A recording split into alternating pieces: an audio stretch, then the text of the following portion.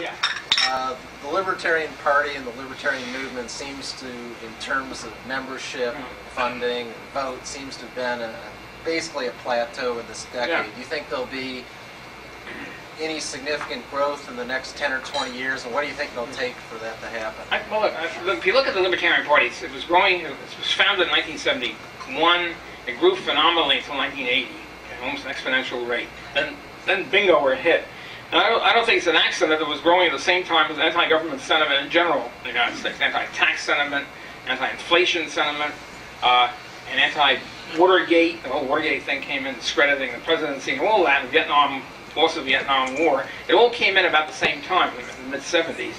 So you had a tremendous revulsion against government. But what happens in 1980, enters Ronald Reagan. He had the honeyed voice and the head shaking and all the rest of it.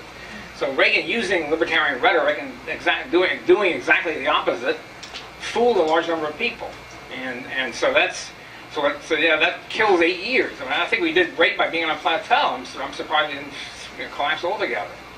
Now that Reagan is, I really place a great emphasis on Reagan. Reagan, I don't think will be is a replicable phenomenon. I think they can find anybody who's like that, who's a beloved actor, knows all the tricks of the trade and all that sort of stuff. So.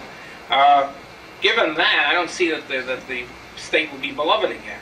And he restored, he realized what happened to the presidency. He realized the magnificence of the fact that Nixon was really impeached. I mean, before Watergate, the talk of impeachment, which of course is straight constitutional advice, was unthinkable. Couldn't talk about impeachment. You were a nut if you talked about impeachment.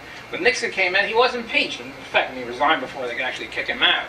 But he was impeached. It was a great thing, it was a great step forward in American history. And finally, an impeachment of the president. So, and with Carter, first when Carter got out, I was afraid the cardigan sweater would sweep people off their feet, but that didn't happen. He sank without a trace. And when Reagan comes in, it reestablishes the love of the people of the president, the sovereignty of the president, and all that sort of stuff. So I think with Reagan out of the picture, this is not going to happen anymore. I mean, Bush has a high approval rating, but I don't think it means much because he isn't beloved in the same way. It isn't magic, whatever it is. Because I don't understand it because I'm not caught up by it. Okay, but he hasn't got it. And so I think we're now going to be back to a normal political scene with people rising up in hatred of the government. And so, my prognosis is great.